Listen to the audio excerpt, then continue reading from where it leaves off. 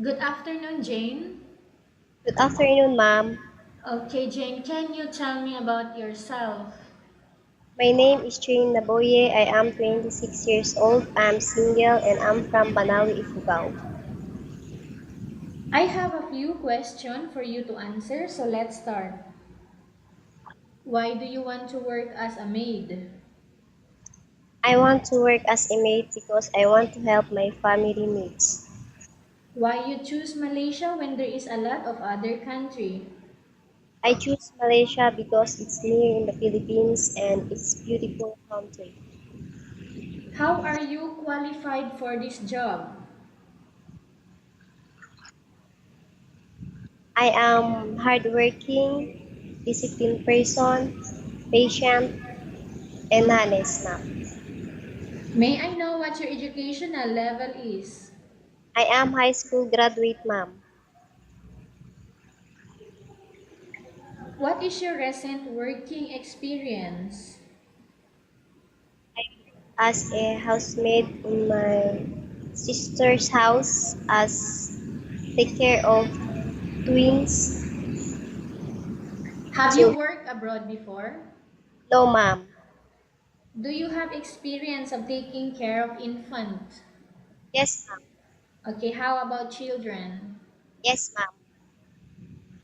How about elderly? Yes, ma'am. Okay. Do you have any other special skills?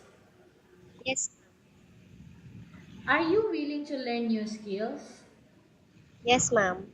Are you willing to work with the family where the mother-in-law or any relatives stay together? Yes, ma'am. Currently, are you still working now? No, ma'am. Do you know how to cook? Yes, ma'am. What sort of food can you cook, Jane? Filipino food? Yes, ma'am. Okay.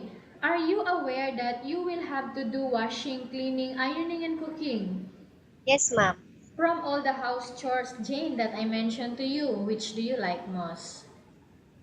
Cleaning, washing, ironing, laundry. Okay, you are not allowed to use handphone during working hours. Yes, ma'am. You are only allowed to use handphone after you finish all the works and when going to bed. Yes, ma'am. You are strictly needed to surrender the handphone to your employer in the morning and your employer will return back to you once you're going to bed. Yes, ma'am. If ever your employer finds out that you're abusing of using your handphone and it's affected your work performance, your employer will confiscate your handphone and you are not allowed to hold it anymore. Yes, ma'am. Instead, your employer will allow you to call to your family 3 times in a month. You only allowed to bring normal phone and you are not allowed to bring smartphone. Are you agreed for the terms and condition? Yes, ma'am. Are you agreed to the rules and regulation for the handphone? Yes, ma'am. How many years is the contract as you agreed and understands? Years.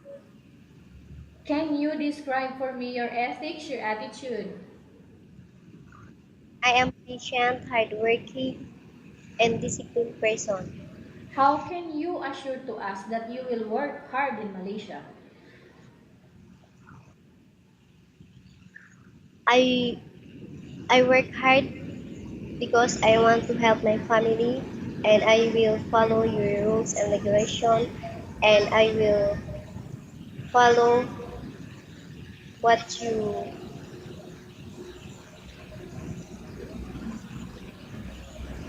told me to do. Can you promise not to use the telephone without the permission of your employer? Yes, ma'am. Can you promise not to put on makeup but to dress properly while work? Yes, ma'am. Can you promise not to ask for advance salary from your employer under any circumstances? Yes, ma'am. Can you promise not to invite friends and relatives without the consent of your employer? Yes, ma'am. Do you really understand of the rules and regulation of the agency? Yes, ma'am. Do you pay any placement fee for you to come to Malaysia to work as a maid? No, ma'am. Do you have any history of sickness, breast cancer, or any other illness? No, ma'am. Do you suffer from any skin diseases, allergy, or physical defect? No, ma'am. Have you suffered from any serious illness? No, ma'am. Do you smoke? No, ma'am. Are you medically fit or are you fit to work? Yes, ma'am. Are you in any medication right now? No, ma'am. Are you allergic with any food, Jane? No, ma'am. Are you preferred to work for the employer of any race? Yes, ma'am.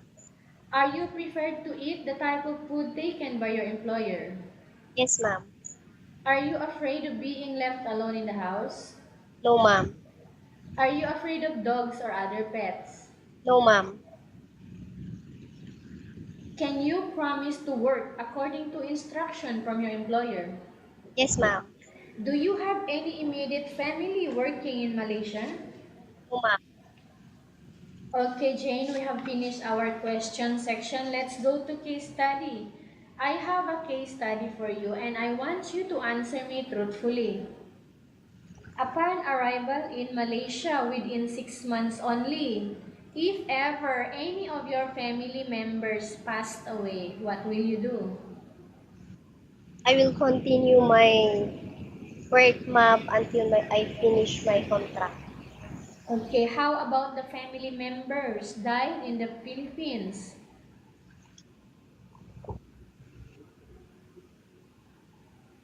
What help are you going to extend to them? I will call them and send them money if needed. Send them money. Okay, Jane, tell us about yourself again and why do you want to work in Malaysia as domestic helper?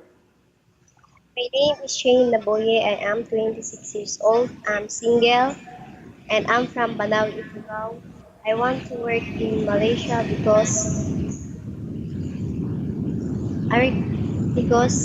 I I heard that they have a good governance and nice people and employers are giving good benefit to all domestic helper. Okay, what do you want to tell to your employer who are watching your video right now? To all prospective employers in Malaysia, I am Shane Naboye. Please choose me as a domestic helper. I promise to do my duties and responsibilities and follow your rules and regulations. Thank you. God Okay, bless. thank you very much, Jane. We will update to your agency if there is any selection made by the employer. Thank you, ma'am.